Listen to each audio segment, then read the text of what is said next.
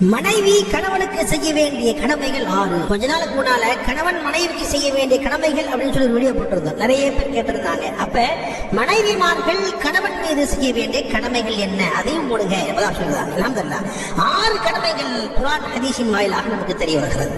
முதலாவது, கணவனுக்கு கீழ்ப்படிவது மனைவியின் மிக முக்கியமான கடமையாக இருக்கிறது. சுப்ஹானல்லாஹ். நபிகள் நாயகம் ஸல்லல்லாஹு அலைஹி வஸல்லம் அவர்கள் சொல்லுவார்கள், ஒரு மனிதன் அல்லாஹ்வுக்கு அல்லாத வேறு ஒரு மனிதனுக்கு சஜிதா செய்வதாக இருந்தால் அது நிச்சயமாக ஒரு பெண் தன் கணவனுக்கு சஜிதா செய்யுமாறு நான் சொல்லி இருப்பேன். ஆனால் அப்படி அல்ல, அல்லாஹ்வுக்கு மட்டும்தான் சஜிதா செய்யணும்.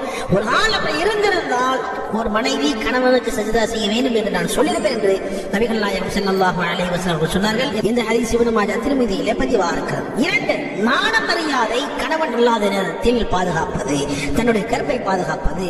அதே போன்று கணவனுடைய பொருட்களையும் கணவனுடைய செல்வத்தையும் பாதுகாப்பது மனைவியின் மீதான கடமையாக இருக்கிறது. குர்ஆனில் அல்லாஹ் ஜல்ல ஷானஹு சொல்லும் பொழுது சொல்வான், "வஸாலிஹாத்து கானிதாத்துன் ஹாஃபிஸாத்துல் லில்கைபி பிமா ஹஃபிஸல்லாஹ்."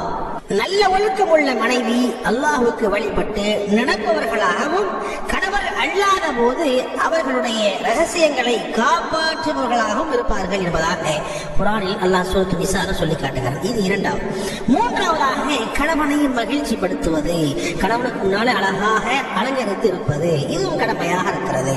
4வதாக, கணவனுடைய அனுமதி இல்லாமல் வெளியே செல்லாமல் இருப்பது, கணவனுடைய அனுமதியோடு தான் வெளியே செல்ல வேண்டும். 5வதாக, தாம்பத்திய உறவுகளுக்காக வேண்டி தயாராக இருப்பது, கணவன் மனைவியை அழைக்கும் பொழுது மனைவி தயாராக இருக்க வேண்டும். தாம்பத்திய உறவுக்கு மறுப்பதற்கு அனுமதி இருக்கு. மார்க்க ரீதியாக மாதவிடாய், பிரசவ ரத்தம் அல்லது நோயால் ஏதாவது கஷ்டப்படுறாங்க, அந்த நேரத்தில் மறுக்கலாம்.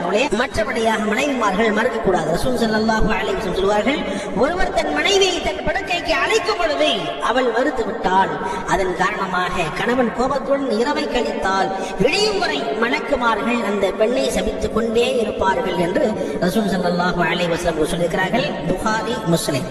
6வது, கணவனுடைய நிலைமையை புரிந்து திருப்தியுடன் சிக்கனத்துடன் வாழ வேண்டும். கணவனுடைய நிலைமையை மனைவிமார்கள் சரியாக புரிந்து கொண்டு அல்லாஹ் எதை கொடுத்திருக்கிறானோ அதுவே சிறந்தது, அல்லாஹ் நமக்கு கொடுத்தது சிறப்பானது, அல்லாஹ் அதிகமான நியமத்துகள் கொடுத்திருக்கிறான் என்ற உணர்வோடு வாழ்வது, இதெல்லாம் மனைவிமார்கள் கணவனுக்கு செய்ய வேண்டிய கடமையாக இருக்கிறது. அதே சமயத்தில் கணவன்மார்களும் மனைவிகளிடத்திலே நல்ல முறையில் நடந்து கொள்ள வேண்டும். அவர்களை திட்டக்கூடாது, கெட்ட வார்த்தைகளை பேசக்கூடாது, தவறான வார்த்தைகளை பேசக்கூடாது, அவருடைய குடும்பத்தை தவறாக பேசக்கூடாது. நல்லபடியாக அவருடைய தேவையை பூர்த்தி செய்ய வேண்டும். அவருடைய குறிப்பாக அவர்களை சந்தோஷமாக வைத்துக் கொள்ள வேண்டும். இது கணவன் மனைவிக்கு செய்ய வேண்டிய கடமையாக இருக்கிறது.